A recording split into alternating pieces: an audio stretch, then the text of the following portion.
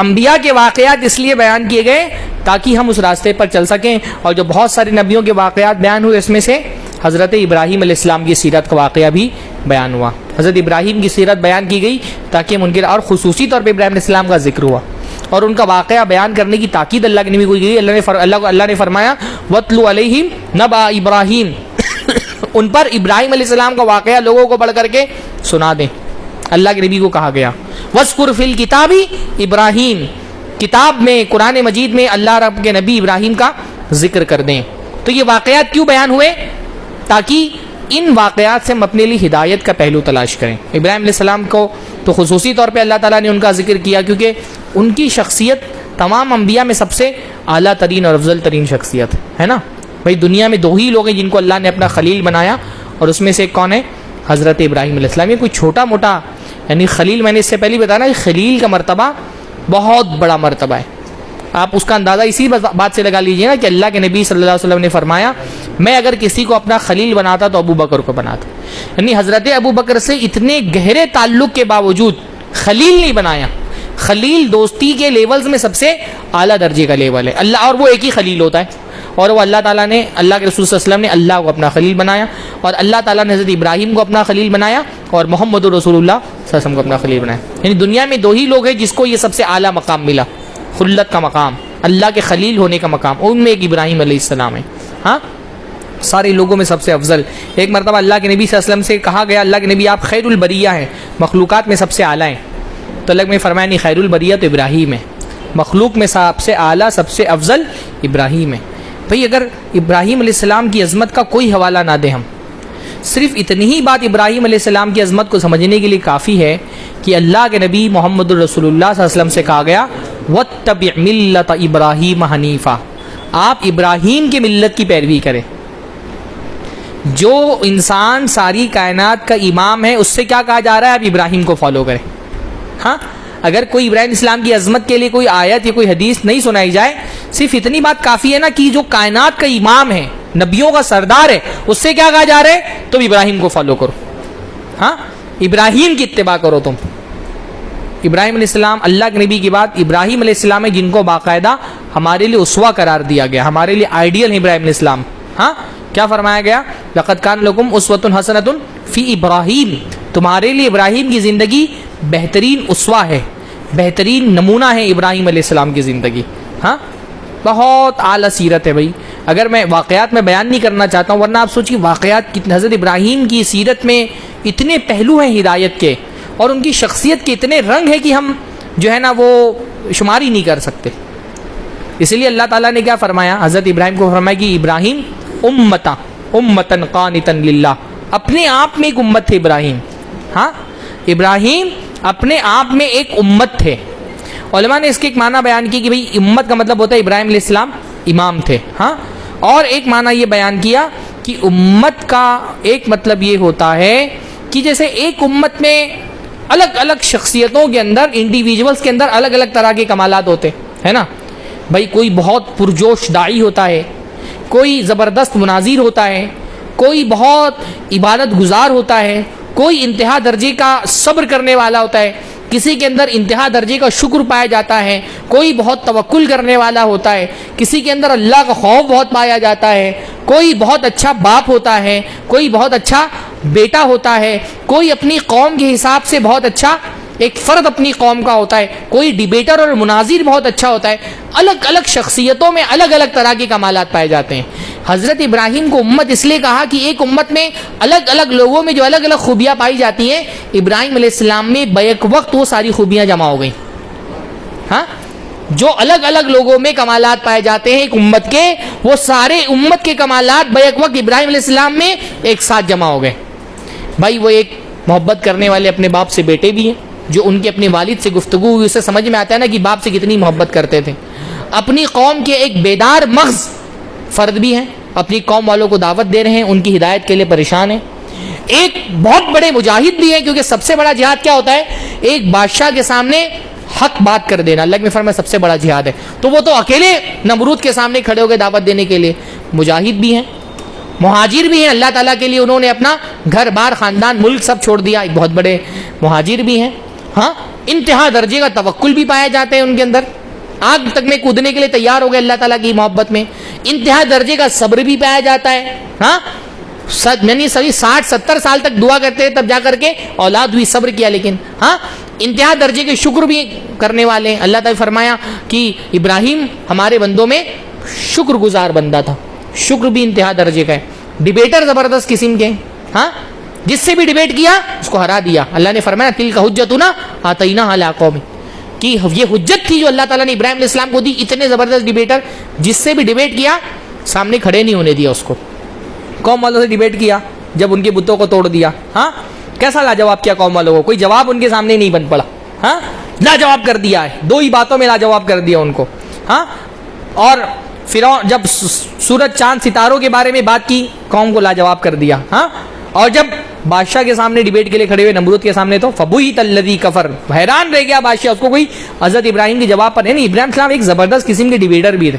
ہمارے زمانے کے ڈیبیٹر جاتے ہیں عورتوں سے مار کھا کر کے آ جاتے ہیں. ہاں, حضرت ابراہیم کی سیرت میں ایز اے ڈیبیٹر بھی بہت بڑا نمونہ ہے کہ ڈیبیٹ کیسے کرنا چاہیے, سامنے والے کو لاجواب کیسے کیا جاتا ہے, اس کے بہت ماہر ہیں ابراہیم علیہ السلام. پھر ایک مشفق باپ, محبت کرنے والے باپ کیسا ہونا چاہیے, اپنی پوری نسل کے لیے فکر مند ہے الحمدللہ. ہاں, ایک سسر کیسا ہونا چاہیے, اس میں بھی ایک نصیحت ہے نا, کہ جب گئے حضرت اسماعیل اسلام سے ملنے کے لیے اور ان کی بیویاں ملی تو انہوں نے جو رویہ دیکھا بیویوں کا, اس کے حساب سے حضرت اسماعیل کو نصیحت کی. ایک شوہر کیسا ہونا چاہیے, اس میں بھی ایک نمونہ ابراہیم علیہ السلام کی سیرت میں.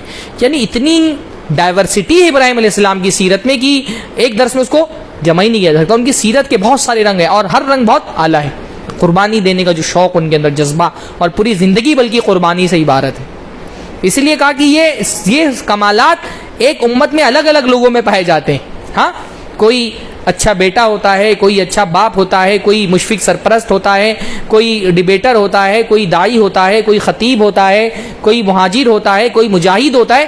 یہ سارے کمالات الگ الگ لوگوں میں پائے جاتے ہیں. ابراہیم علیہ السلام کی شخصیت میں بیک وقت سارے کمالات جمع ہو گئے. تو ابراہیم ایک فرد نہیں رہے, وہ ایک امت بن گئے اس کے ذریعے سے. ہاں, امہ, ایک امت ہے اپنے آپ میں ابراہیم علیہ السلام, اور ان کے کمالات بے شمار ہیں. اور ہم لوگوں کے لیے خاص طور پہ تو ابراہیم علیہ السلام سے ایک ہمارا بہت خصوصی تعلق ہے نا, اور امتوں کے بالمقابل ہمارا ابراہیم علیہ السلام سے تعلق بہت خصوصی ہے. حالانکہ ابراہیم علیہ السلام کی اتباع کے دعوے دار تو دنیا میں بہت سارے لوگ ہیں, یہ بھی ابراہیم علیہ السلام کا بڑا مقام ہے.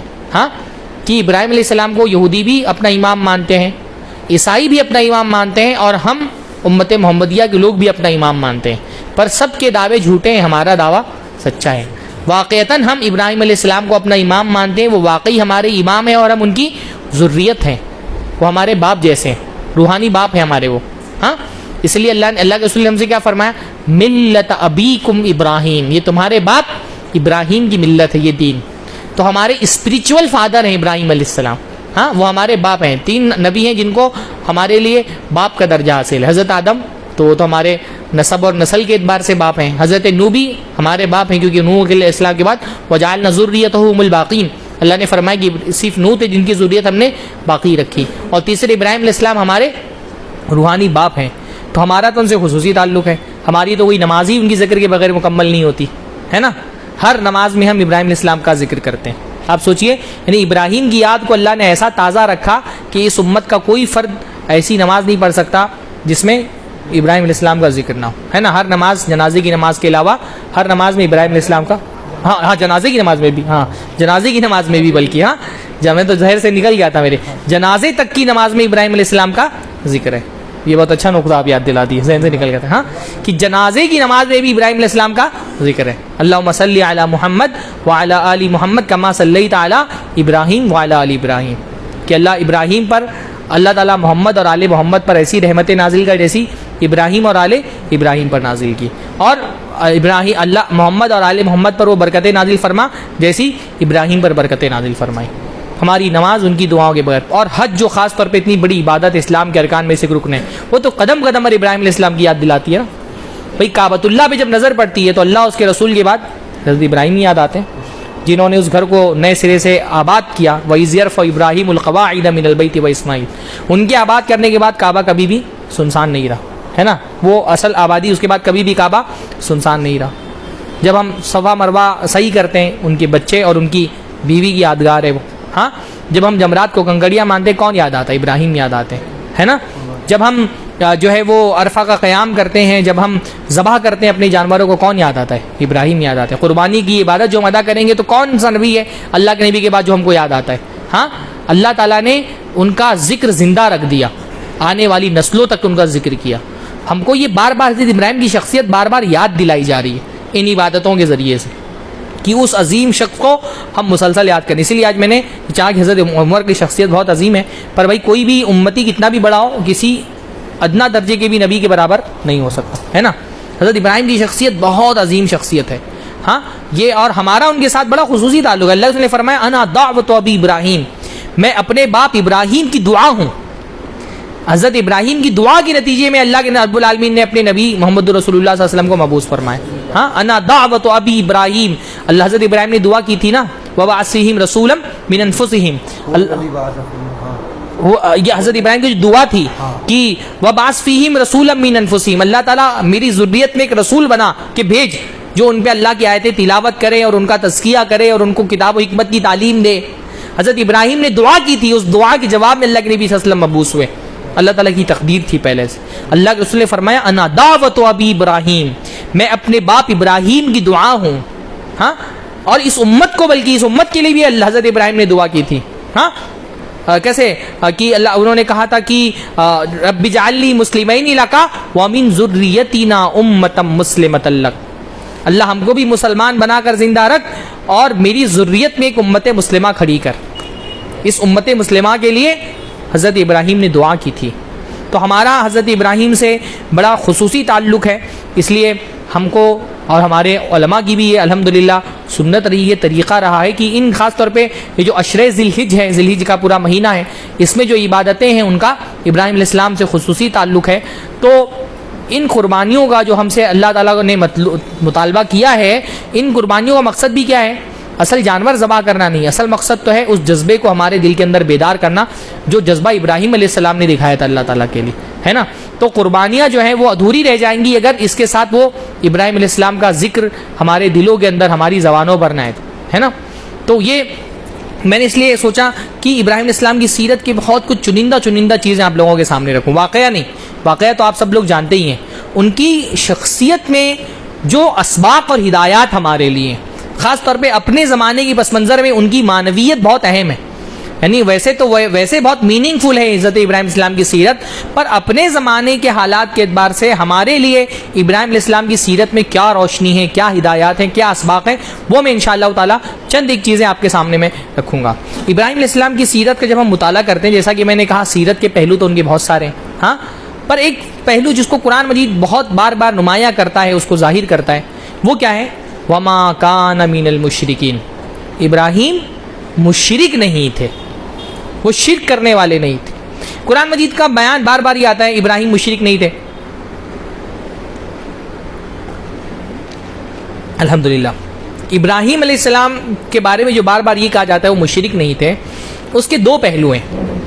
ایک پہلو تو یہ ہے کہ بھئی ابراہیم علیہ السلام کو یہ بتانا بار بار کہ وہ مشرک نہیں تھے، یہ نصیحت ہے قریش کے لوگوں کے لیے، کیونکہ قریش کے لوگ کیا ہیں؟ ابراہیم علیہ السلام ہی کی نسل سے پیدا ہوئے ہیں نا. ابراہیم علیہ السلام کے بیٹے اسماعیل اور اسماعیلی کی جو علیہ السلام کی جو نسل چلی اسی سے قریش پیدا ہوئے. قریش ابراہیم کا نسب جو جا کر کے حضرت ابراہیم سے ملتا ہے. جب قریش کے لوگوں کے سامنے اللہ کے رسول نے توحید کی دعوت رکھی تو قریش کے لوگوں نے کیا کہا؟ ہم توحید نہیں مانتے، ہم اس بت پرستی کو نہیں چھوڑیں گے. کیوں؟ انا وجدنا آباءنا کذالک یفعلون، ہم نے تو اپنے باپ دادوں کو یہی کرتا ہوا پایا ہے کہ وہ بتوں کی پوجا کرتے تھے. تو اس پس منظر میں قریش کے لوگوں سے بتایا گیا کہ ابراہیم جو تمہارے جد امجد ہیں، تمہاری نسل جس سے جا کر کے ملتی ہے، جن کے نسل اور نسب کا ہونے پر تم فخر کرتے ہو، وہ تو مشرک نہیں تھے. تو اگر تم کو اپنے باپ دادوں ہی کی اتباع کرنا ہے تو اپنے گمراہ باپ دادوں کی اتباع مت کرو، ہدایت یافتہ باپ کی اتباع کرو. ہاں، اگر باپ دادوں ہی کی اتباع کرنا ہے تو جو ہمارے جد امجد ابراہیم وہ تو بت پرست نہیں تھے، وہ تو موحد تھے. تو اصل اتباع تو تم کو ہدایت یافتہ باپ دادوں کی کرنی چاہیے. ایک تو اس حوالے سے ابراہیم علیہ السلام کو کہا گیا وما کان من المشرکین. اور ایک یہ حوالہ نا کہ ابراہیم علیہ السلام اپنے باپ دادوں کو انہوں نے بھی بت پرست پایا. ابراہیم علیہ السلام کے اپنے باپ مشرک تھے، بت پرست تھے، ان کا پورا خاندان مشرک تھا. توحید کے معاملے میں انہوں نے اپنے گمراہ باپ دادوں کی اتباع نہیں کی. تو ان سے کہا جا رہا ہے کہ دیکھو ابراہیم علیہ السلام کا اسوہ کیا ہے کہ گمراہی میں باپ دادوں کی اتباع نہیں کرنی ہے، ہدایت میں ان کی اتباع کرنی ہے. تم گمراہی میں باپ دادوں کی اتباع کر رہے ہو. حالانکہ ابراہیم کا طریقہ کیا تھا؟ انہوں نے توحید میں باپ دادا کی وراثت سے سمجھوتا، توحید میں سمجھوتا نہیں کیا کہ باپ دادا میرے توحید کے قائل نہیں تھے تو میں بھی توحید کو چھوڑ دوں. تو ایک تو یہ ہے کہ وہ مشرک نہیں تھے.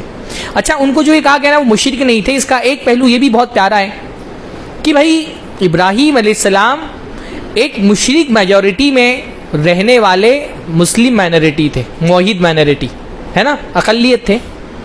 ابراہیم علیہ السلام اکیلے تھے جو موحد تھے، ان کا باپ مشرک، ان کا خاندان مشرک، ان کا قبیلہ مشرک، پوری قوم مشرک، جس ملک میں رہتے ہیں وہ پورا کا پورا مشرک. بلکہ ابراہیم علیہ السلام کے زمانے میں تو پوری دنیا مشرک تھی. ابراہیم علیہ السلام کے زمانے میں ایک انسان بھی موحد نہیں تھا سوائے حضرت ابراہیم کے، ہے نا. وہ اکیلے تھے جو ایک مسلم مائنورٹی جس کو ہم کہتے ہیں نا موحد مائنورٹی. ابراہیم علیہ السلام موحد مائنورٹی تھے، باقی پوری میجورٹی جو تھی وہ کیا تھی؟ مشرک تھی. باوجود مائنورٹی میں ہونے کے انہوں نے کبھی بھی اپنے دامن عقیدے پر شرک کی گندگی نہیں لگنے دی. یعنی میجورٹی جو شرک کرنے والی ہو ان کے بیچ میں رہ کر کے اپنے آپ کو شرک سے بچا لینا بہت بڑا کمال ہے. اور اس کمال کو ہم ہندوستانیوں سے زیادہ کون سمجھ سکتا ہے؟ ہاں، ہم بھی مائنورٹی ہیں، پر ہم کتنا ہوتا ہے قدم قدم پر اپنی توحید کے ساتھ سمجھوتا کرتے ہیں. چھوٹی چھوٹے مفادات کے لیے مصلحتوں کا نام دے کر کے توحید اور عقیدے سے سمجھوتا کر لیتے ہیں. ہوتا ہے کہ نہیں ہوتا ہے؟ بھائی ہم کو بچے کو اعلیٰ تعلیم دلانی ہے، پر اعلیٰ تعلیم دلانے کے لیے جو ہمارے حساب سے جو ایک اچھی کوالٹی کی ایجوکیشن چاہیے، وہ کوالٹی والی ایجوکیشن تو ایسے ہی اسکولوں میں ملتی جو کانوینٹ اسکول ہیں، ہاں، جن کے آگے سینٹ لگا ہوتا ہے، سینٹ جوزف اور سینٹ باسکو اور فلاں فلاں فلاں. ہاں، تو اب ہم کو پتہ ہے کہ ہمارا بچہ وہاں تعلیم حاصل کرنے جائے گا، صبح صبح ہاتھ باندھ کر کے پرے کرے گا مورتی کے سامنے.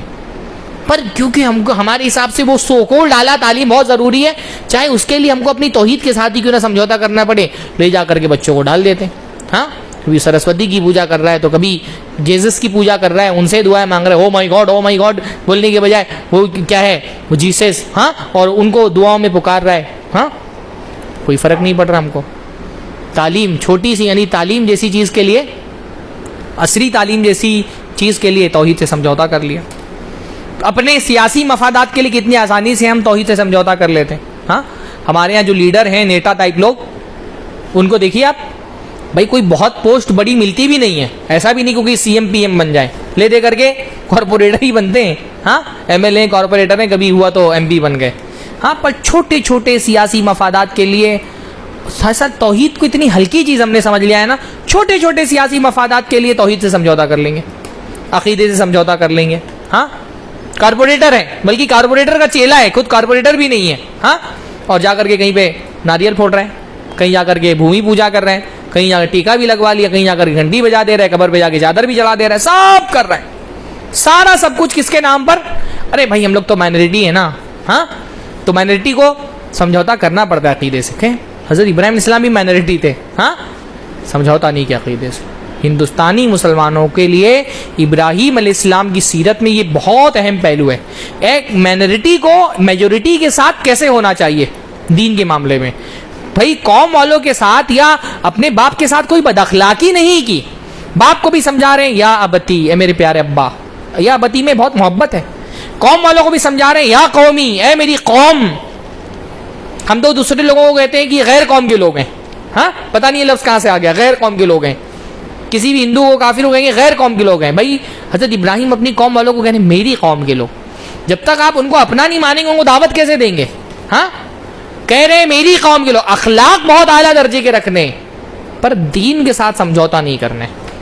دین میں تمہارا دین تمہارے لیے، ہمارا دین ہمارے لیے. دین میں، عقیدے میں، توحید میں سمجھوتا نہیں کرنا. یہ ابراہیم علیہ السلام کی سیرت کا بڑا پیارا پہلو ہے. وما کان من المشرکین، وہ مشرک نہیں تھے. حنیفاً، ہر کفر اور شرک سے منہ موڑ کر کے اللہ کی جانب رخ کر لینے والے. یہ ان کی کردار کی ایک چیز ہے جو ہم کو آج سمجھنے کی ضرورت ہے. ابراہیم علیہ السلام کی سیرت میں ایک بہت پیاری چیز ہم کو یہ دکھائی دیتی ہے نا ٹرینڈ کے ہوا میں بہتے نہیں تھے، ماحول کے اعتبار سے اپنا دین نہیں تبدیل کیا، دین کے اعتبار سے اپنا ماحول تبدیل کرنے کی کوشش کی انہوں نے۔ ہمارے یہاں نوجوانوں کا کیا ہے بھائی، جو چلو تم ادھر کو ہوا ہو جدھر کی، ہے نا، سب داڑھی کاٹنے تو ہم بھی داڑھی کاٹ لیں گے، سب تھوڑی تھوڑی رکھنے لگے تو ہم بھی رکھ لیں گے، سب ٹخنے کے نیچے کپڑے پہنتے ہیں ہم بھی پہنیں گے۔ ہاں، ہم ٹرین دیکھ کر کے اپنا دین بناتے ہیں۔ ابراہیم علیہ السلام ٹرین دیکھ کر کے دین نہیں بناتے تھے، ہاں، انہوں نے دین کو ٹرینڈ بنانے کی کوشش کی، ماحول کے اعتبار سے اپنے دین کو تبدیل نہیں کیا بلکہ دین کے اعتبار سے ماحول تبدیل کرنے کی کوشش کی۔ ہاں، شرک کا ماحول تھا، انہوں نے شرک کو اڈاپٹ نہیں کر لیا، توحید کے داعی بنے۔ یہ ہمارے نوجوانوں کے لیے خصوصی طور پہ ابراہیم علیہ السلام کی زندگی میں اسوہ ہے۔ ہوا کے رخ پہ مت بہو کہ لوگ جہاں جا رہے ہیں ہم بھی وہی کریں گے جو سارے لوگ کر رہے ہیں، نہیں، لوگوں کو اپنی طرف لے کر کے آؤ، حق کی طرف لے کر کے آؤ۔ لوگ باطل کی طرف جا رہے ہیں، تم بھی باطل کی طرف چلنا مت شروع کر دو۔ ٹرینڈ فالو کرنے کے چکر میں ہم کیا کیا نہیں کرتے ہیں، ہاں، اللہ کی کتنی حدوں کو توڑ دیتے ہیں ٹرینڈ فالو کرنے کے چکر میں۔ ہاں، ہمارے یہاں ایسا چلتا ہے، ٹرینڈ یہی ہوتا ہے نا ہمارے یہاں۔ ابراہیم علیہ السلام کیا تو پورا شرک تھا، پورا سر سے پیر تک کے پوری دنیا شرک میں تھی، لیکن انہوں نے اس ماحول کو عذر نہیں بنایا اپنے گناہوں کے لیے۔ ہم میں بہت سارے لوگ ہیں جن کو دین کی دعوت دی جائے تو بولیں گے مولانا ماحول بہت خراب ہے۔ ہاں، تو بھائی ماحول خراب ہے تو آپ ماحول کے ساتھ خراب نہیں ہو جانا ہے، آپ کو ماحول کو صحیح کرنے کی کوشش کرنی ہے۔ ماحول کا خراب ہونا کوئی عذر نہیں بن سکتا ہے کہ آپ ٹھیک ہے ماحول خراب ہے تو آپ بھی خراب ہو جائیے۔ پھر تو ابراہیم علیہ السلام سے زیادہ خراب ماحول کس کے دور میں تھا، پر انہوں نے خراب ماحول کو اپنے لیے عذر ایکسکیوز نہیں بنا لیا کہ کیونکہ ماحول خراب ہے، بھائی سارے لوگ جہیز لیتے ہیں تو ہم کو بھی لینا پڑا، سارے بارات لے جاتے تو ہم بھی لے کر چلے گئے۔ ہاں، کوئی بھی بہن کو حصہ نہیں دیتا تو ہم کیسے دے دیں۔ ہاں، ہر گناہ کے پیچھے گزر ہوتا ہے ماحول، چلتا ایسا ہے، ٹرینڈ ایسا ہے۔ ہاں، ہمارے یہاں ایسا ہی ہوتا ہے، یہ ہمارے یہاں تو ہمارے ایک دین ہو گیا ہے، ہمارے یہاں اسلام کے مقابلے میں ایک دین ہے، ہمارے یہاں کوئی بھی کام کرنے بولیں گے ہمارے یہاں تو ایسا نہیں ہوتا۔ ہاں، ایک دین ہم نے بنا لیا ہمارے یہاں کے نام سے۔ ابراہیم علیہ السلام اپنے یہاں کے حساب سے چینج نہیں ہوئے، اپنے یہاں کو چینج کرنے کی کوشش کی دین کے حساب سے۔ یہ ابراہیم السلام کی شخصیت میں ہمارے لیے ایک بہت بڑا اسوہ ہے کہ ٹرینڈ فالو کرنے کا، حرام ٹرینڈ فالو کرنے کی کوشش مت کرو، خود کو ماحول کے اعتبار سے ڈھالنے کے بجائے ماحول کو اسلام کے اعتبار سے تبدیل کرنے کی کوشش کرو۔ ابراہیم علیہ السلام کی شخصیت میں ایک بڑا پیارا پہلو یہ ہے نا کہ ابراہیم علیہ السلام اپنے بچوں کے فیوچر کے لیے بہت فکر کرنے والے تھے، ہے نا، بچوں کے فیوچر کی بہت فکر کرتے تھے۔ الحمدللہ۔ اچھا، ہم جب کہتے ہیں بچوں کا فیوچر تو ہمارے نزدیک فیوچر کا مطلب ہوتا ہے میرے مرنے کے بعد میرے بچوں کا کیا ہوگا۔ ہاں، میرے مرنے کے بعد میرے بچوں کا کیا ہوگا، کیا کھائیں گے، کیا کمائیں گے، کہاں رہیں گے، کیا کاروبار کریں گے، کیسے جاب کریں گے، کیسے کمپنی چلائیں گے۔ ہاں، ہم بچوں کے فیوچر کا مطلب یہ سمجھتے ہیں کہ ہمارے مرنے کے بعد ہمارے بچوں کا کیا ہوگا، حالانکہ بچوں کے فیوچر میں اصل فکر مندی کیا ہونا چاہیے کہ میرے بچوں کے مرنے کے بعد ان کا کیا ہوگا۔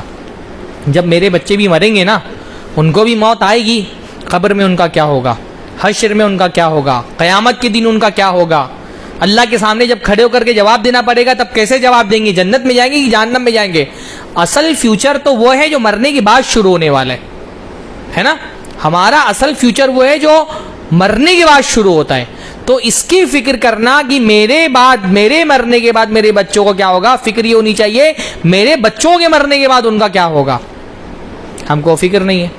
ہاں، اسی لیے تو ہمارے بچے مرتد ہوئے جا رہے ہیں، اچھے اچھے دینی گھرانوں میں خبریں مل رہی ہیں، لڑکی تھی ہندو سے بھاگ کے شادی کر لی، ہندو ہو گئی، مسلمان لڑکا تھا کسی ویڈیو کو سن لیا مرتد ہو گیا، اب اسلام کے خلاف باتیں کر رہا ہے یوٹیوب پہ بیٹھ کے۔ یہ کیوں ہے؟ کیونکہ ہم نے اپنے بچوں کی فکر نہیں کی۔ ہم بچوں کے لیے دعا بھی مانگتے ہیں، میں نے اکثر لوگوں کو دیکھا دعا مانگتے ہیں تو صرف دعا میں دین نہیں مانگتے، صرف دنیا ہی مانگتے ہیں۔ بچوں کے لیے بھی دعا مانگتے ہیں تو صرف دنیا ہی مانگتے ہیں، ان کی دین نہیں مانگتے۔ تعلیم کی بھی فکر ہوتی ہے تو صرف دنیاوی تعلیم کی فکر ہوتی ہے، دینی تعلیم کی فکر نہیں ہوتی۔ اور یہ بات حافظ فیاض سے زیادہ کون جانتا ہے؟ ہاں، سب سے زیادہ شکایت ان کو اسی سے ہے۔ حافظ جی، امتحانات شروع ہوتے ہیں، بولتے ہیں کہ امتحانات شروع ہوتے ہیں مکتب سے بچے غائب ہونا شروع ہو جاتے ہیں۔ ہاں، پورا ویکیشن غائب رہتے ہیں۔ ہاں، ہر مدرسے مکتب کا یہی حال ہے، دینی تعلیم کی کوئی فکر ہی نہیں ہے۔ ہاں، ابراہیم علیہ السلام دیکھیے کتنا فکر مند ہے اپنے بچوں کے لیے، اللہ سے دعا کیا کر رہے ہیں؟ ہاں، وجنبنی وبنی ان نعبد الاصنام، اللہ مجھ کو اور میرے اولاد کو اس سے بچانا کہ ہم بتوں کی پوجا کرنے لگیں۔ اصل فکر یہ ہے بھائی، ہم کو کیا پتا، اسے فتنوں کا دور ہے، ہماری آنے والی نسلیں بت پرست ہو جائیں، جیسا ماحول ہمارے ملک میں چل رہا ہے، ارتداد کی لہریں چل رہی ہیں، فکری ارتداد ہے، حکومت کی طرف سے ایک طرح سے دباؤ بنایا جا رہا ہے، مسلمانوں پر زندگی تنگ کی جا رہی ہے، کیا پتا ہماری آنے والی نسلیں بھی مسلمان بچیں گی کہ نہیں بچیں گی؟ آپ نے کبھی دعا کی اپنے نسلوں کے لیے کہ وہ بت پرست نہ ہو؟ کیا بھروسہ بھائی؟ اللہ رسول نے تو فرمایا قیامت کے قریب وہ زمانہ آئے گا، آدمی صبح کو مومن ہوگا، شام کو کافر ہو جائے گا، شام کو مومن ہوگا، صبح کو کافر ہو جائے گا۔ ایسے میں تو ہم کو بہت ٹینشن نہیں ہونا چاہیے میرے بچے بت پرست نہ بن جائیں۔ ٹینشن ہونا تو دور کی بات، ہم اپنے بچوں کو بت پرست بنا رہے خود اپنے ہاتھوں سے اپنی زندگی میں، کیونکہ ہمارے حساب سے ایک ہائی کوالٹی ایجوکیشن جب تک کہ میرے بچے بت پرستی نہیں کریں گے تو مل نہیں سکتی۔ تو چلو بت پرست بن جاؤ، لیکن سائنسدان بن جاؤ، ڈاکٹر بن جاؤ۔ اللہ کے بندوں، بچوں کو سائنسدان اور ڈاکٹر اور انجینئر اور بزنس مین بنانے سے پہلے ان کو مسلمان بنانے کی فکر کرو، وہ فکر نہیں ہے ہم کو۔ ہاں، وہ دعا کر رہے ہیں ربنا جعلنا مسلمین لک ومن ذریتنا امۃ مسلمۃ لک، اللہ ہم کو بھی مسلمان بنا کر کے زندہ رکھ اور ہماری ذریت کو بھی مسلمان بنا، میری آنے والی نسلوں کو مسلمان بنا، اس کے لیے دعا کر رہے ہیں۔ پوری محنت کی اپنے بچوں پر نیک بنانے کے لیے۔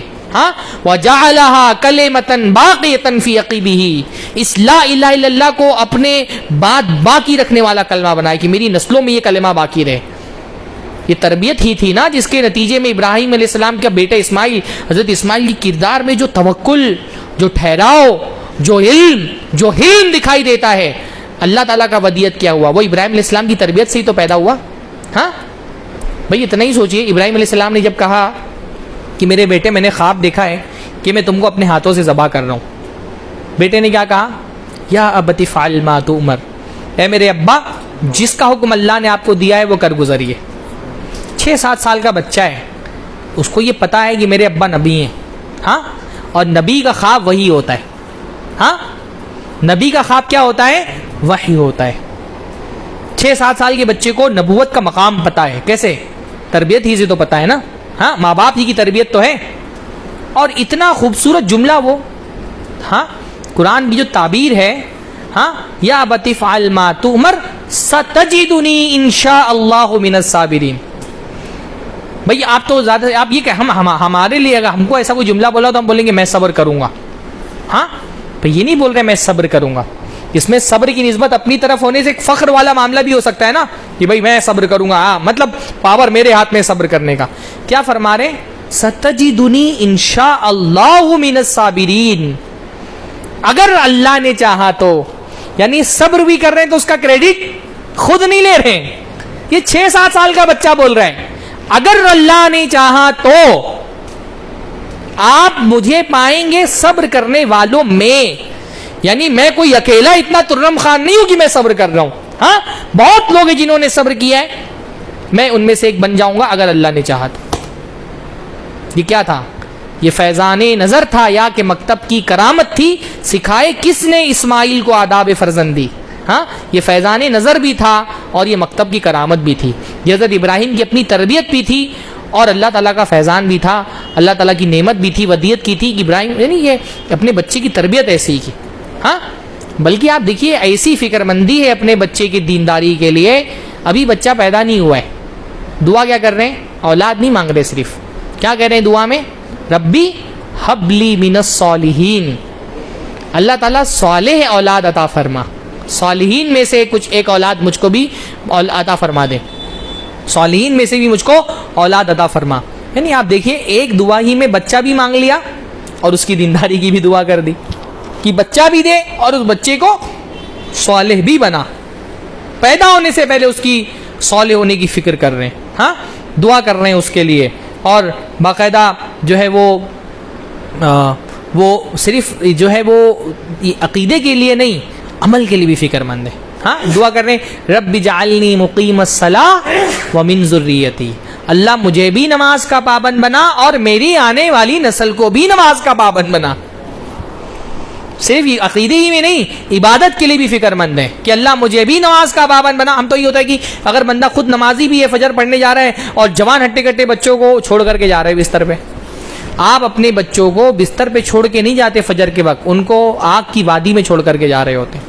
ہاں، اپنا جوان بچہ بستر پہ سویا ہوا ہے، وہ اسکول نہیں پڑھنے جائے گا تو آپ آسمان سر پہ اٹھا لیں گے، وہ کالج نہیں جائے گا تو آپ ہنگامہ مچا دیں گے کہ اتنی فیس بھرتا ہوں میں، کالج پڑھنے نہیں جا رہے، اور وہ نماز پڑھنے نہیں جا رہا ہے تو کوئی فکر نہیں ہے۔ ہاں وہ کالج نہیں جائے گا جاہل رہ جائے گا, وہ اسکول نہیں جائے گا تو جاہل رہ جائے گا, اس کی دنیا کو نقصان پہنچے گا, اور نماز نہیں پڑھنے جائے گا تو جہنم میں جائے گا, اس کا دین تباہ ہو جائے گا, اس کی آخرت تباہ ہو جائے گی. نماز تک کے لیے فکر مند ہیں, دعا کر رہے ہیں رب اجعلنی مقیم الصلاۃ ومن ذریتی. ایک باپ کو کیسا باپ ہونا چاہیے, یہ ابراہیم علیہ السلام سے سیکھیے کہ پہلی فکر اپنے بچوں کی دین کی ہم کو ہونی چاہیے. تو یہ ابراہیم علیہ السلام کی سیرت میں ایک بڑا نمونہ ہے. اسی طرح ابراہیم علیہ السلام کی سیرت میں توکل, اللہ پہ بھروسہ, کیا زبردست بھروسہ ہے. ہاں بھائی وہ جو ابراہیم علیہ السلام کھڑے ہوئے سب کے سامنے, باپ کے سامنے بغاوت, یعنی جو قبائلی معاشرہ ہوتا ہے اس میں باپ باقاعدہ ایک اتھارٹی ہوتا ہے نا. ہمارے حساب سے تو ہمارے یہاں تو باپ جو ہے بعض مرتبہ اتنا بے تکلف ہوتا ہے, وہ بالکل بیٹوں سے گھل مل جاتا ہے نا, کوئی اس کا روب دبدبا نہیں رہتا. ہیڈ ڈیوڈ ہائی ڈیوڈ بھی بول دیتے ہیں بچے لوگ اپنے باپ کو. ہاں لیکن وہ جو ایک قبائلی معاشرہ ہوتا ہے اس میں باپ ایک اتھارٹی ہوتا ہے. ہاں ایک اس کا پاور ہوتا ہے. باپ کے سامنے بغاوت لے کر کھڑے ہو گئے, پوری قوم کے باغی ہو گئے, سب کو ایک ساتھ جمع کر کے سب سے بحث کرنا شروع کر دی. سب سے بڑی بات, بادشاہ کے دربار میں کھڑے ہو کر کے کلمہ حق بلند کیا. اس کے لیے بہت کریج چاہیے, بہت جرأت چاہیے, بہت ہمت چاہیے. یہ ہمت کہاں سے آئی؟ یہ اللہ پہ توکل سے پیدا ہوتی ہے ہمت. جب بندے کو اللہ پہ بھروسہ ہوتا ہے نا کہ اللہ میرے ساتھ ہے, وہ کسی سے نہیں ڈرتا. پھر وہ موسیٰ علیہ السلام ایک لاٹھی لے کر کے پوری فوج فرعون کا مقابلہ کرنے کے لیے تیار ہیں. ہاں طاقت اس لاٹھی میں نہیں تھی, طاقت لاٹھی دینے والے میں تھی. بھروسہ لاٹھی پہ نہیں تھا, لاٹھی دینے والے پر تھا, ہے نا. تو ابراہیم علیہ السلام کے اندر وہ جو جرأت ہے, بہادری ہے, ہمت ہے, عزم ہے, حوصلہ ہے, وہ کیا ہے؟ وہ اللہ پہ توکل کے نتیجے میں پیدا ہوتا ہے. اللہ نے کہا آگ میں کود جانا ہے تو کود گئے, ڈرے نہیں. کیا تھا؟ اللہ پہ توکل تھا نا. بال بچوں کو چھوڑ کے آنا ہے, بے آب و گیا وادی میں چھوڑ کے آ گئے, نہیں ڈرے. کیوں؟ اللہ پہ بھروسہ تھا. بچے کو ذبح کرنے کا حکم دیا, تیار ہو گئے ذبح کرنے کے لیے.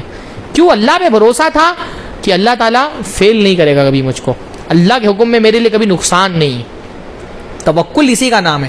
اللہ نے کہا ہے میں کروں گا, اللہ کے حکم پر عمل کرنے میں کبھی بھی نقصان نہیں ہوگا. والعاقبۃ للمتقین, متقیوں کے لیے انجام ہمیشہ اچھا ہی ہوتا ہے. آپ کبھی بھی تھوڑی وقتی پریشانی آ سکتی ہے, پر اللہ رب العالمین کی بات ماننے میں کبھی بھی آپ کو نقصان نہیں. وقتی پریشانی ہوگی, وہ ہوئی حضرت ابراہیم علیہ السلام کو بھی, پر فیل نہیں ہوئے کہیں پہ بھی نا. ہاں کذالک نجزی المحسنین, اللہ نے فرمایا ہم ایسے ہی بدلہ دیتے ہیں. جو اللہ پہ بھروسہ کرتا ہے اللہ اس کو ناکام نہیں. وَمَن يَتَوَكَّلْ عَلَى اللَّهِ فَهُوَ حَسْبُهُ, جو اللہ پہ توکل کرتا ہے وہ اللہ اس کے لیے کافی ہو جاتا ہے. ابراہیم علیہ السلام کا توکل. اور بھائی بلکہ ابراہیم علیہ السلام سے جو توکل ان کی بیوی نے سیکھا, حضرت ہاجر ان کی زندگی کا ایک حصہ ہے, ان کا توکل دیکھ کر کے آدمی جو ہے حیران رہ جاتا ہے. ابراہیم علیہ السلام تو چلیے موحد تھے, انہوں نے کبھی شرک نہیں کیا, بچپن سے اللہ نے ان کو رشد و ہدایت سے نواز دیا تھا توحید کی.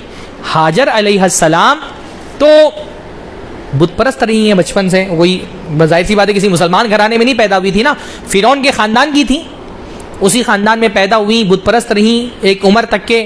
پھر یہ ہوا کہ فرعون نے وہ حضرت سارہ کو گفٹ کر دیا حضرت ہاجر کو, اور حضرت ہاجر نے شادی کرا دی ابراہیم علیہ السلام سے. اور ابراہیم علیہ السلام کی چند دنوں کی تربیت کے نتیجے میں سوچیے کتنا توکل پیدا ہوا حضرت ہاجر کے اندر, کہ ایک ایسے میدان میں چھوڑ کر کے جا رہے ہیں, صحرا ہے, ریگستان ہے, کھانے کے لیے کھانا نہیں, پینے کے لیے پانی نہیں, کوئی نہ آدم زاد, چھوڑ کر کے جا رہے ہیں. صرف ایک سوال کیا, اللہ امرک بہذا, ابراہیم میرے تاجدار آپ کیا اللہ کے حکم سے چھوڑ کر کے جا رہے ہیں؟ اللہ نے کہا ہے یہاں پر چھوڑنے کے لیے؟ ابراہیم علیہ السلام نے کہا ہاں اللہ نے کہا ہے چھوڑنے کے لیے. کیا فرماتی ہیں؟ ایک شکوہ نہیں زبان پہ لائی, اذن لا یضیعنا, اگر اللہ ہی نے کہا ہے تو اللہ ہم کو ضائع نہیں کرے گا. کیا توکل ہے بھائی, کیا بھروسہ ہے کہ اللہ کا حکم ہے تو اللہ ہم کو ضائع نہیں ہونے دے گا. اور پھر آپ دیکھیے, اچھا توکل کا معنی بھی ہم کو حضرت ہاجر کے واقعے سے سمجھ میں آتا ہے. توکل کس کو کہتے ہیں؟ اللہ پہ اتنا بھروسہ تھا, جب بچے کو پیاس لگی تو صرف ہاتھ اٹھا کر کے دعا نہیں کر رہی ہیں نا, دوڑ رہی ہیں, صفا سے مروہ, مروہ سے صفا, صفا سے مروہ, دوڑ رہی ہیں. توکل کا مطلب یہ نہیں ہوتا ہے بس ہاتھ اٹھا کر کے دعا کرتے رہو, اپنی کوشش بھی کرنی پڑتی ہے, اسباب اور وسائل بھی اختیار کرنے پڑتے ہیں, کوشش کر رہی ہیں. ہاں ایک ماں تپتی ہوئی دھوپ میں, آپ اس کا اندازہ ہی نہیں لگا سکتے کیا محبت ہے اپنے بچے سے, ہاں, اور کتنا توکل ہے اللہ پہ. اچھا اللہ تعالیٰ دوڑا بھی رہا ہے, اللہ تعالیٰ چاہتا تو پہلے مرحلے میں پہلے چکر میں ہی پانی دے دیتا نا, بغیر چکر لگائے دیتا, پہلے چکر میں دے دیتا, دوسری چکر میں دے دیتا, پر اللہ نے کل 7 چکر لگائے. 7 چکر لگوانے کے بعد پانی نکلا, جہاں سے نکلنا تھا وہیں سے نکلا, اس وقت ہی نکلا. پر اس سے پہلے اللہ تعالیٰ کیا کر رہا تھا؟ توکل کو آزما رہا تھا, بھروسہ کتنا ہے, اللہ سے امید کتنی ہے. ہاں کبھی کبھی ہمارے ساتھ بھی ایسا ہوتا ہے کہ اللہ تعالیٰ کو دینا ہے, دے گا انشاءاللہ تعالیٰ جب دینا چاہے گا, پر اس سے پہلے اللہ تعالیٰ ہمارے صبر اور ہماری یقین اور ہماری امید کے, ہمارے حوصلے کو اللہ تعالیٰ آزما رہا ہوتا ہے کہ کتنا حوصلہ ہے ہمارے اندر, کتنی امید ہے اللہ تعالیٰ پہ. اس لیے ہار نہیں جانا چاہیے. ہم لوگ سوچتے ہیں کہ دعا جو ہے نا وہ ریموٹ کنٹرول کی طرح ہے, ادھر ریموٹ کنٹرول دبایا ادھر دعا قبول ہو جائے, ایسا نہیں ہوتا. اللہ تعالیٰ آزماتا ہے. بھائی ابراہیم علیہ السلامی کی زندگی میں دیکھیے نا, ظاہر سی بات ہے جب جوان ہوں گے تب سے ہی دعا کر رہے ہوں گے نا, ربی حبلی من الصالحین, اللہ اولاد دے دے صالح. کس عمر میں اسماعیل ملے؟ علماء نے کہا کہ تقریباً 80 سال کی عمر تھی جب اسماعیل علیہ السلام کی ولادت ہوئی. یعنی مان لیجیے 20 سال سے ہی دعا شروع کی ہو تو بھی 60 سال تک ایک نبی کی دعا قبول نہیں ہوئی. 60 سال. ہم سوچتے ہیں ہم نے آج دعا کی کل قبول ہونی چاہیے. ہاں 2 سال بچے نہ ہو تو تیسرے سال انسان مندر, مسجد, گرجا گھر, مزار, کوئی جگہ نہیں چھوڑتا جہاں سے اولاد جا کے نہ مانگو. ہاں یہاں 60 سال تک ایک نبی کی دعا نہیں قبول ہوئی. اللہ تعالیٰ دیکھتا ہے کہ کتنا تمہارے اندر, کتنا پیشنس ہے, کتنی تمہارے اندر صبر کی طاقت کیا ہے تمہاری. پھر اللہ تعالیٰ دیتا ہے, پھر دیتا ہے تو بہت بڑا دیتا ہے. بعض مرتبہ اللہ تعالیٰ دیر سے اس لیے دیتا ہے کیونکہ اللہ تعالیٰ کو بڑا دینا ہوتا ہے. ہاں کچھ بڑا اللہ تعالیٰ دینا چاہتا ہے. پھر اللہ نے دیا نا, ہاں کیا ہی دے دیا بھائی اللہ نے. وہ تو سوچ رہی ہوں گی 1-2 مشکیزہ پانی مل جائے, پر اللہ نے کیا دے دیا؟ اتنا پانی دے دیا کہ نسلیں سیراب ہو رہی ہیں اس سے, کروڑوں انسان آج تک کے اسے سیراب ہو رہے ہیں. اتنا بڑا دے دیا انہوں نے کیا مانگا ہوگا, کیا سوچ کے مانگا کہ بھائی وقتی طور پہ پیاس بجھانے کے لیے پانی مل جائے نا. اللہ انہوں نے کبھی سوچا ہوگا اتنا بڑا ملنے والا ہے؟ ہاں اور پھر وہ چکر جو اپنے بچے کی محبت میں لگا رہی تھی, اللہ نے قیامت تک آنے والے انسانوں کے لیے سنت بنا دیا اس کو کہ کسی حج کرنے والے کا حج, کسی عمرہ کرنے والے کا عمرہ قبول نہیں ہوگا اگر وہ صحیح کر کے ان کے نقش قدم کی پیروی نہ کرے. ایک ماں کی محبت کو اللہ تعالیٰ نے عبادت بنا دیا رہتی دنیا تک کے لیے. کتنا بڑا دے دیا بھائی. ہاں وہ نہیں, انہوں نے سوچا ہوگا کتنا بڑا ملنے والا ہے. کبھی ان کو احساس ہوگا چکر لگاتے ہوئے کہ یہ اللہ تعالیٰ ان کے نقش قدم کو انبیاء کی سنت بنا دینے والے. ہمارے نبی نے حضرت حاجر کے نقش قدم کی اتباع کی. ہاں تو یہ بندہ چھوٹی چیز مانگ رہا ہوتا ہے, اللہ کو بڑا دینا ہوتا ہے تو اللہ تعالیٰ تھوڑا تاخیر کے دیتا ہے, پر بہت بڑا دے دیتا ہے اللہ تعالیٰ.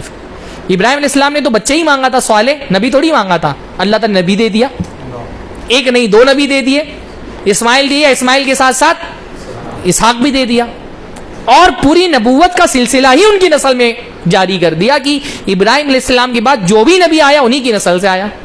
لگاتار تو 4 نبی ان کے اپنے, حضرت ابراہیم خود نبی, حضرت اسحاق نبی, ان کے بیٹے یعقوب نبی, ان کے بیٹے یوسف نبی, 4 نسلیں نبیوں کی. پھر پورے جو بنی اسرائیل کے انبیاء سب حضرت یعقوب کی نسل سے, حضرت عیسیٰ تک کے. ہاں داؤد علیہ السلام, سلیمان علیہ السلام, موسیٰ علیہ السلام, عیسیٰ علیہ السلام, زکریا علیہ السلام, سارے انہی میں سے. اور پھر حضرت اسماعیل کی نسل سے اللہ کے نبی صلی اللہ علیہ وسلم کو پیدا کیا, خاتم الانبیاء, سید ولد آدم. حضرت ابراہیم کے لیے یہی کتنی فخر کی بات ہے کہ محمد صلی اللہ علیہ وسلم ان کی نسل سے پیدا ہوئے. تو انہوں نے تو اولاد مانگی تھی, بہت صبر کیا. 60 سال کا صبر کوئی چھوٹی موٹی چیز نہیں ہوتی ہے. ہاں تو اللہ تعالیٰ نے جب دیا تو ایسا دیا. وہ اللہ تعالیٰ کے لیے اولاد قربان کرنے کو تیار ہو گئے. اللہ نے, اور دیکھیے انجام آخر کار بہتر ہی ہوتا ہے. حضرت ابراہیم, حضرت حاجر کی واقعات میں ایک بہت بڑا پیغام یہ ہے کہ اللہ تعالیٰ اب توکل کرنے والے بندوں کو فیل نہیں کرتا. والعاقبۃ للمتقین, متقیوں کے لیے انجام آخر کار اچھا ہی ہے.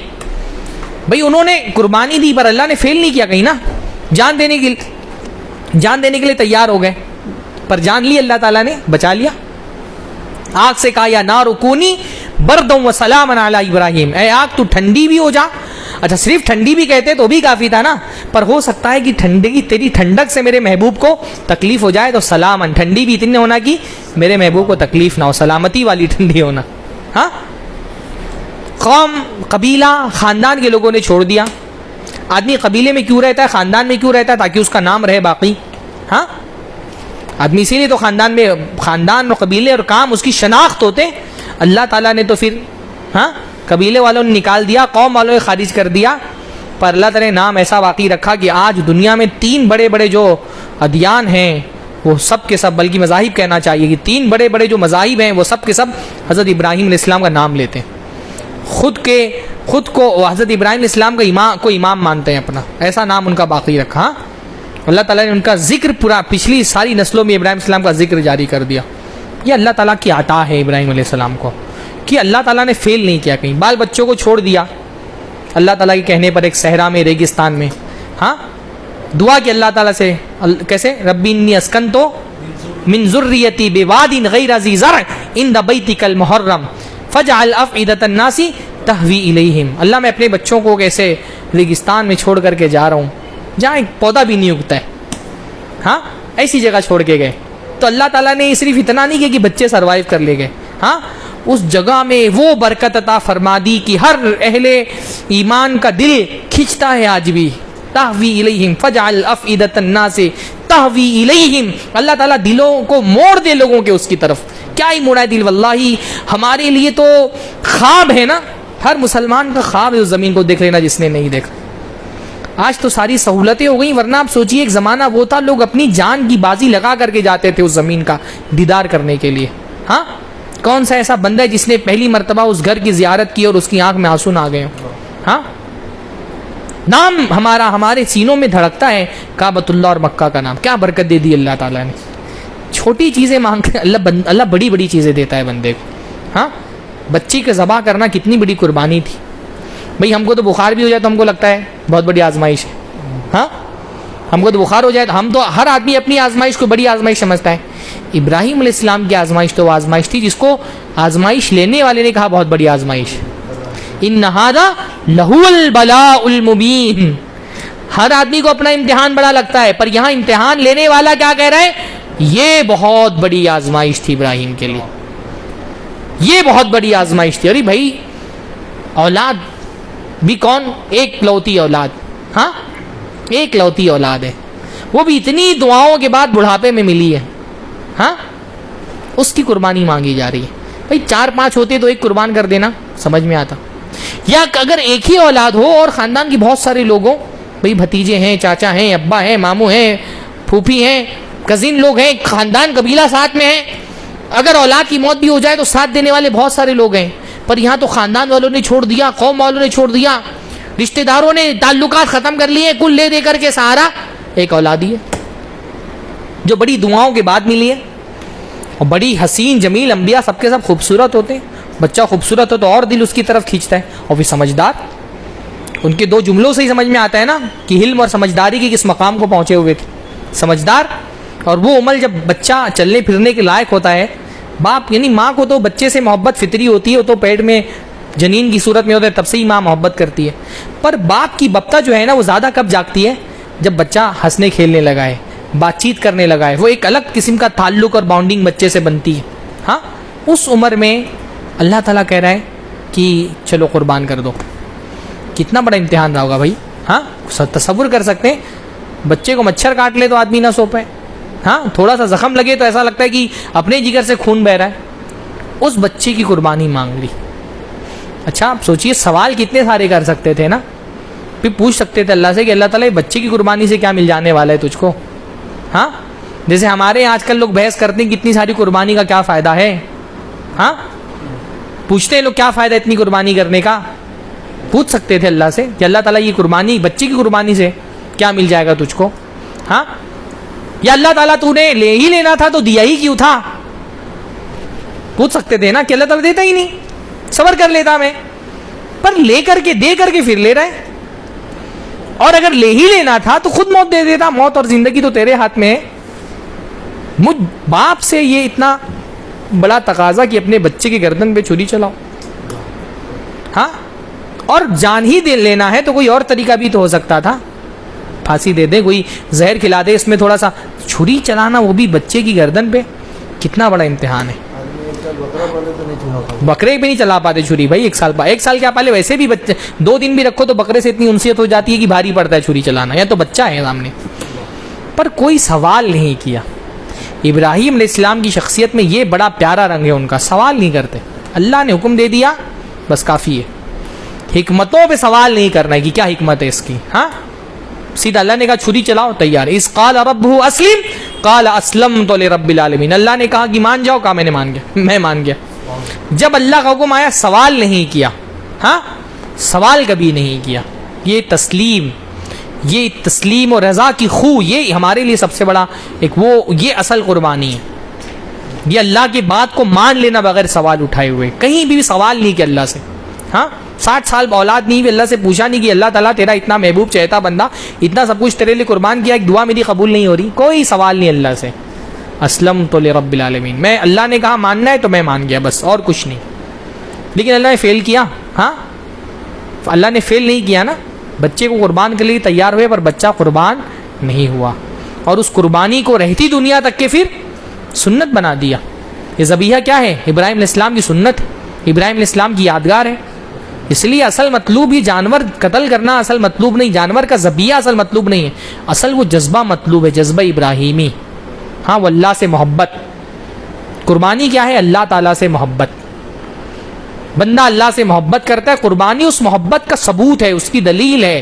اگر دل میں محبت نہیں ہے تو جانور کی قربانی کسی فائدے کی نہیں ہے. اصل اپنے دل کو ٹٹولو کہ وہ ابراہیم علیہ السلام کی محبت کا جذبہ ہے کہ نہیں. اس محبت کے راستے میں جو آیا سب کو قربان کر دیا. باپ نے کہا چھوڑ دو، چھوڑ دیا. قوم نے دشمنی کی، چھوڑ دیا. بادشاہ کے سامنے کھڑے ہو گئے، جان دینے کے لیے تیار ہو گئے، بال بچوں کو چھوڑ دیا. اللہ کی محبت میں جو قربانی اللہ کی محبت میں مانگی سب دینے کے لیے تیار ہو گئے. ہاں وَإِذِ ابْتَلَىٰ إِبْرَاهِيمَ رَبُّهُ بِكَلِمَاتٍ فَأَتَمَّهُنَّ، اللہ نے بہت ساری چیزوں سے آزمایا، ہر چھوٹی بڑی قربانی دی. ہاں ایک قربانی یہ بھی تھی کہ 80 سال کی عمر میں اللہ نے حکم دیا ختنہ کرو. ختنہ 80 سال کی عمر میں کیا، اور کوئی ختنہ کرنے والا کوئی دوسرا مسلمان تو تھا نہیں، تو کلہاڑی سے ختنہ کیا اپنا. حدیث کے اندر آتا، صحیح بخاری کی روایت ہے کہ کلہاڑی سے 80 سال کی عمر میں حضرت ابراہیم پہلے انسان ہیں جنہوں نے ختنہ کیا اپنا. چھوٹی بڑی جو قربانی مانگی اللہ تعالیٰ نے سب دی. فَأَتَمَّهُنَّ، ہر قربانی دی. اچھا یہ بھی ابراہیم اسلام کا بڑا مقام ہے نا. ہماری بھی آزمائش چل رہی ہے، پر ہماری آزمائش کا رزلٹ کب آئے گا؟ قیامت کے دن آئے گا. ابراہیم علیہ السلام کی آزمائش کا رزلٹ دنیا ہی میں آ گیا. دنیا ہی میں اللہ تعالیٰ نے بتا دیا کہ ابراہیم کامیاب ہے اپنے امتحان میں، اور ان کو امام بنا دیا سارے انسانوں کا. تو ابراہیم علیہ السلام کی زندگی میں یہ چیز.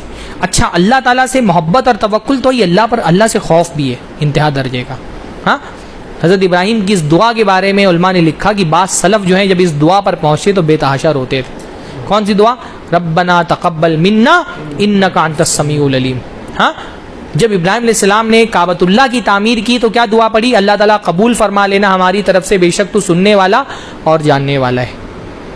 سلف کہا کرتے تھے بھئی یہ ابراہیم ہے خلیل اللہ. یہ کب دعا پڑھ رہے ہیں؟ جب کعبۃ اللہ کی تعمیر کی. کس نے کہا تھا کعبۃ اللہ تعمیر کرنے کے لیے؟ اللہ نے.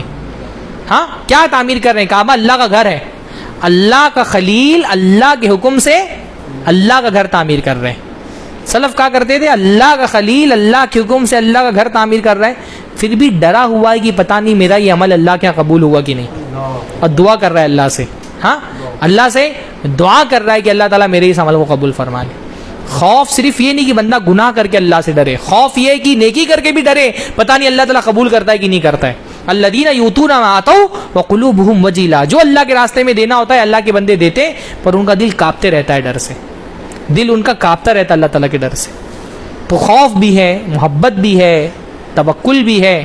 یہ محبت ہی جسے ہم قربان کرتے ہیں. ہاں اس لیے قربانی میں اس محبت کو دل میں ٹٹولو، وہ جذبہ قربانی کا ہے کہ نہیں ہے. جانور ذبح کرتے ہوئے تو یہ احساس اور اعتراف ہوتا ہے بندے کا کہ اللہ تعالیٰ میں صرف جانور ذبح نہیں کر رہا، میں اعتراف کر رہا ہوں کہ ہر اس چیز کو جو تیری محبت میں تقاضا کرے گی میں قربان کروں گا. وہ تمام خواہشات کی گردن پہ بھی چھری چلاؤں گا جو تیری محبت کا تقاضا ہوگا.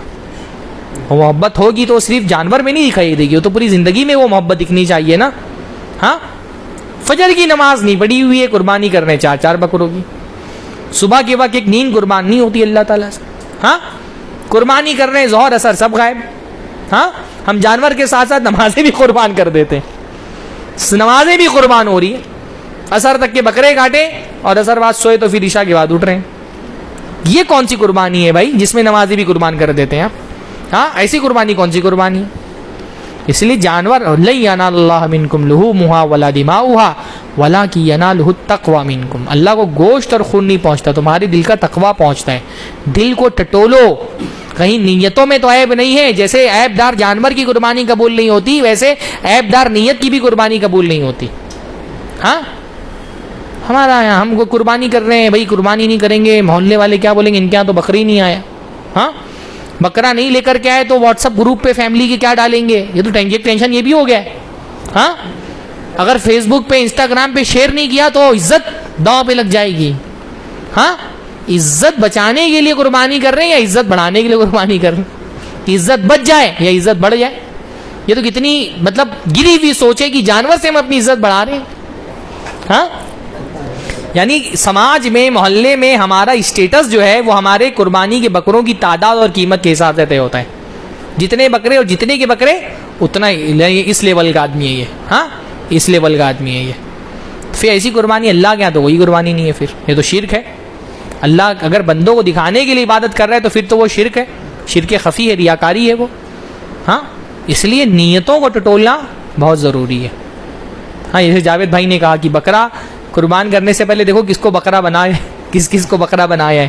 ہاں اگر کسی کو بکرا بنا کر کے بکرا لا رہے پھر تو اپنا بھی بکرا بننے والے ہیں قیامت کے دن. تو نیتوں کو ٹٹولو، وہ جذبہ دیکھو ابراہیم علیہ السلام کی سنت، وہ جذبہ اصل میں پیدا کرنا مطلوب ہے. قربانی سچی ہوگی تو اس جذبے سے قربانی ہوگی. اللہ تعالی ہم سب کی قربانی کو قبول فرمائے. اقول قولی ھذا واستغفر اللہ لی ولکم ولسائر المسلمین واستغفروا. ہاں آج عرفہ کا دن شروع ہو گیا ہے. کل کا جو دن ہے وہ یعنی آج کا جو دن شروع ہوا ہے مغرب بعد سے، یہ سارے سال کے دنوں میں سب سے افضل ترین دن ہے. یعنی اختلاف ہے، بعض علماء نے کہا یوم النار سب سے افضل ہے، بعض علماء نے کہا یوم عرفہ سب سے افضل دن ہے. کیونکہ عرفہ کے دن جتنے لوگوں کی بخشش ہوتی ہے دنیا میں کسی دن پورے سال میں اتنے لوگوں کی بخشش نہیں ہوتی جتنے لوگوں کی بخشش عرفہ کے دن ہوتی ہے. اور اس کے ایک خصوصی فضیلت یہ ہے کہ آج کے دن کا روزہ 2 سال کے گناہوں کا کفارہ ہوتا ہے. اگر اللہ نے یہ روزہ قبول کر لیا تو 1 سال پہلے اور 1 سال بعد کے سارے گناہ جو صغیرہ ہیں معاف ہو جائیں گے اگر ہم موحد ہیں تو. اگر اللہ نے قبول کر لیا تو ہاں روزہ رکھ کے نہیں سوچا چلو اب 2 سال کے گناہ تو معاف ہو گئے مزے کرتے ہیں. ہاں اب وہ نہیں پتا قبول ہوتے کہ نہیں ہوتے. بعض لوگوں کو لگتا چلو کر لیے ابھی تو روزہ رکھے تھے عرفہ کا محرم کا، ابھی 2 سال کے لیے فرصت ہے. ہاں تو اللہ نے قبول کیا تو صغیرہ معاف ہوں گے، کبیرہ معاف نہیں ہوتے. کبیرہ اور آسانی سے معاف ہوتے ہیں، کبیرہ کے لیے توبہ کرنا ضروری ہے. صغیرہ کیونکہ ہم اتنے کرتے ہیں نا کہ ہم کو یاد بھی نہیں رہتا ہم کتنے کرتے ہیں. تو اللہ نے آسانی فرما دی ہے کہ بغیر یاد کیے بھی اگر آپ روزہ رکھ لیں تو صغیرہ معاف ہو جائیں گے انشاءاللہ تعالیٰ. تو عرفہ کا روزہ آج رکھیے، خود بھی رکھیے. ہاں میں سمجھتا ہوں کہ الحمدللہ ہم اہل حدیثوں کے حق پر ہونے کی ایک دلیل یہ ہے کہ عرفہ کے معاملے میں الحمدللہ ہمارے یہاں جتنا عشرِ ذی الحجہ میں پابندی ہوتی ہے اور کہیں نہیں ہوتی. ہاں اہل حدیثوں کے یہاں میں نے دیکھا ہے عاشورہ اور عرفہ کے روزے صرف یہی لوگ زیادہ تاکید سے رکھواتے ہیں الحمدللہ. اللہ ہم سب کو ہدایت پر قائم رہنے کی توفیق عطا فرمائے. تو نیت اخلاص کے ساتھ عرفہ کا روزہ رکھائیے.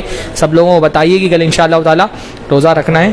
قولی ھذا واستغفر اللہ لی ولکم ولسائر المسلمین